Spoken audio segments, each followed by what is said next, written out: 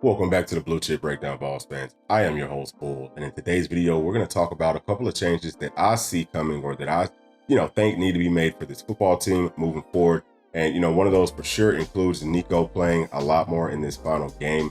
But I did want to get a couple things out of the way. Number one, we did break that decibel record. All right, so it was 133, and that was set by Washington. And, it's now 137. So we broke that last night. So that's a phenomenal job by the best fan base in the entire nation of showing up for their football team and doing everything that we possibly can to help them win. I think that obviously helped out, a lot for the prospects that we had on campus. If you listen to some of their, post-visit interviews, they're talking about how, they absolutely love Tennessee. There's a tight end, I want to say his name is Roger Taliapaga, who pretty much sounds like he is coming to Tennessee. He's going to be in the class of 2024. He's a 4-star, he's a, receiving tight end, but he's going to be really big for this team. We talked about tight end being a spot where we're going to need a whole lot of depth. I don't know how much weight he can gain. It looks like he is going to have to gain some weight before he can play in our system, but it is good to see, some of these tight ends and, some of our targets really liking Tennessee. And, there are several more. I want to say that the best offensive tackle in the class of 2025, he came away loving Knoxville, loving Tennessee. Some sites have him as the number one player in the entire country. So, him and then obviously Seaton, he had a really good visit as well. So that's a great job by the fan base. Now, do want to get into, the way that this channel was, what was going on this channel yesterday. We were very fired up because, we've had some people inside the comment section, making some racial slurs, and that's something that we don't stand for on this channel by any means. So, we were very frustrated, obviously. And, hopefully we don't have any more of that move forward, especially whenever I've got a, 6-year-old family member up here on this channel with us. This is a family show. Like, we're not here for all that, crazy stuff. If you've got hate inside of your heart or anything like that, then you need to pick a different channel to, go and talk all that crazy stuff to. Again, we're not for that on this channel, but let's go ahead and get into, some of the issues that I saw with this football team last night. I'm not going to get into the film breakdown on this video, but I am going to do a film breakdown where I'm going to go more in depth, right? So, if you look at the numbers, right, and I'm going to pull that up for y'all.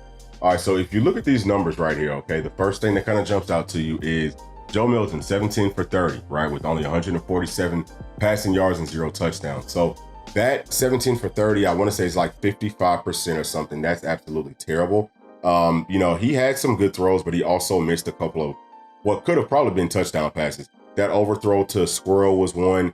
That one was pretty bad. And then, there was the pass to Chaz Nimrod in the back of the end zone where I think Chaz Nimrod was getting held, but Joe Milton just throws that way too hard. So he's got to learn to take some off of his passes, especially whenever he has pressure in his face. Him being a 6-year senior, I don't know if he's going to learn that. We've only got 2 games left in this season. So, that's very frustrating. I also didn't like a lot of the play calling in this game. This is something that's pretty big, something to look at, right?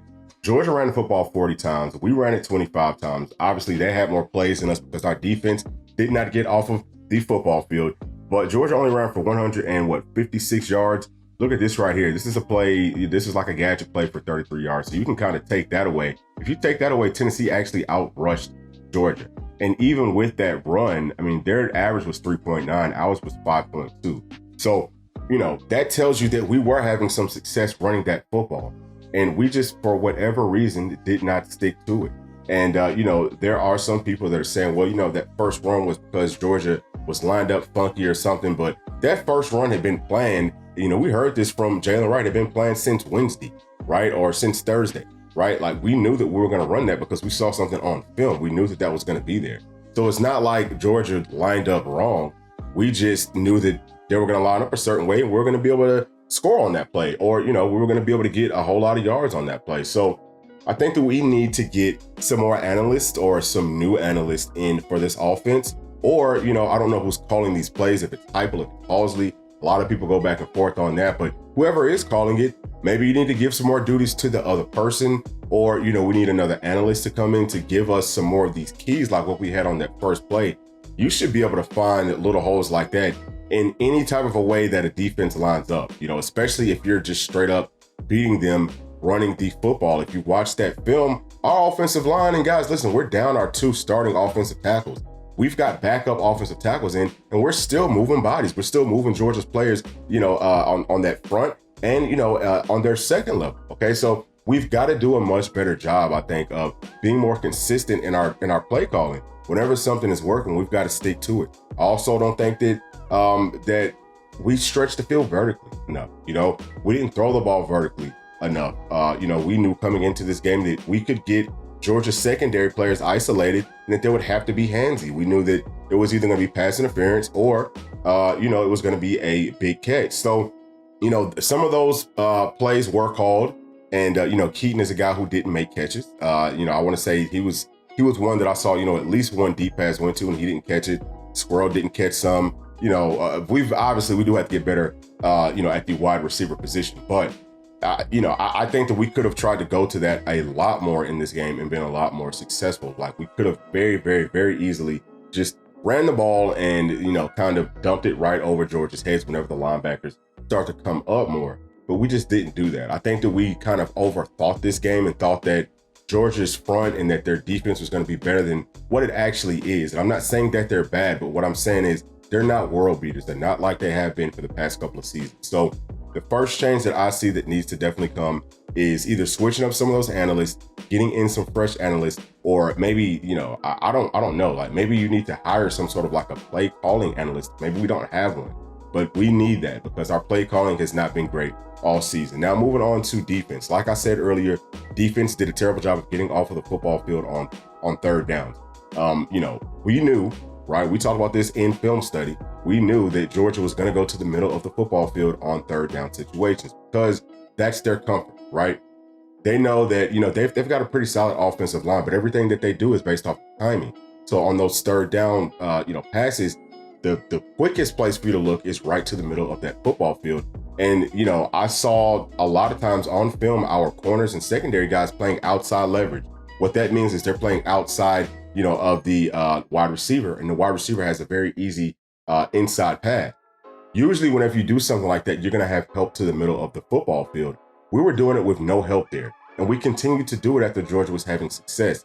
For whatever reason, I cannot understand it. This is now the 4th game that we've seen Coach Banks see a team have success doing something, and he does not adjust to it. That's the sign of a bad coach. And I hate to say it because I do like Coach Banks, but that's just what that is, guys. You've got to be able to adjust. Okay, this is a chess match. If they're doing something, what's your move? And then you have to know after the move that you're about to make, what they're going to do to that. And you're going to have your next move after that planned out. And Coach Banks just doesn't have that. He starts off with really good game plans to stop certain things that a team likes to do. But I've yet to see him put together a full package playing up against a good offense where he really can stop or, kind of slow down everything that an offense does. So I think that he's, for me, he's kind of on that hot seat. He would be a guy that I would kind of look at and say, hey, you're going to have to prove to us that you can, make some adjustments in game, or, we're going to have to find somebody else. And I think the defense is also a place where we may need some more analysts or just somebody. We need some fresh blood on our coaching staff or on our staff. We need some fresh blood, some people who are going to be able to, kind of self-scout us better, tell us, hey, this is what our tendencies are, and this is what we need to kind of get out of. This is where we're, doing well at. This is where we're failing at. And, little things like that go a long way. We've seen that with Connor Stallions because that's what he does. He's an analyst, or he was an analyst.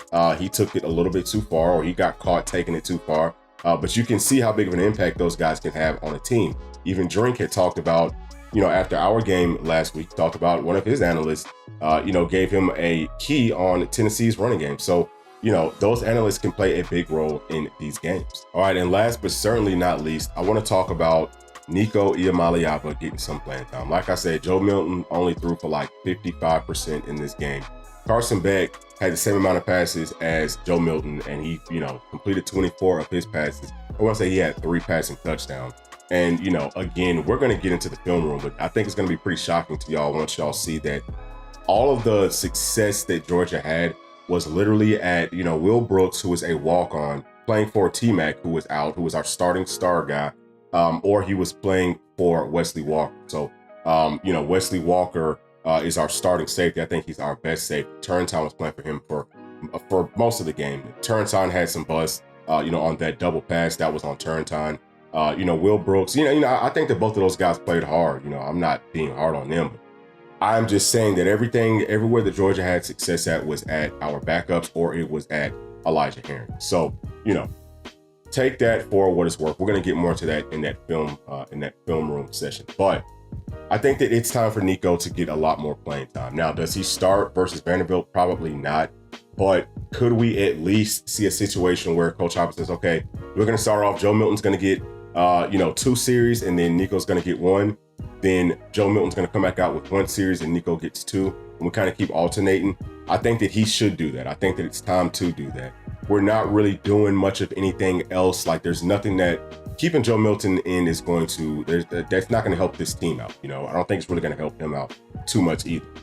He's kind of put out, an entire season's worth of work. And I think that he's going to have to really show up hard at that combine. That's where he's going to get most of his success at. But his body of work on film is what it is. And I think that Nico is capable of, taking this offense to the next level. Now, I'm not saying to play him, so that this team wins. I'm not saying that. I'm saying play him so that we can kind of, give some hope to some of these prospects who could be coming in, who may be on the fence. And I don't think that they'll be on the fence necessarily because of, this team winning or losing. I think it will be more of being able to see what the offense could look like, being able to see that vision. And sometimes, these guys don't want to look back 2 years. They want to see, hey, how's it going to look next year based off of how you look this year? So I think that playing Nico can help us out in that sense. I also think that, it will help him out. It's going to help. I think it'll make him a little bit more comfortable and confident moving forward next season, kind of going into the off season as well as the leader of this football team, because he's going to have to be the leader of this football team. He's going to have to step up. So hopefully Coach Heupel does do something like that. I definitely think that it's time. I know that a lot of y'all are going to be happy to hear that. So, hope that keeps y'all excited for the rest of this football season and, just leading into the off season. But thank y'all so much for tuning into this channel. That's going to be it for this video. Please make sure to like, subscribe, hit that notification bell, share it with your friends, family, and other volunteer fans. And we'll catch y'all on the next one. Thanks.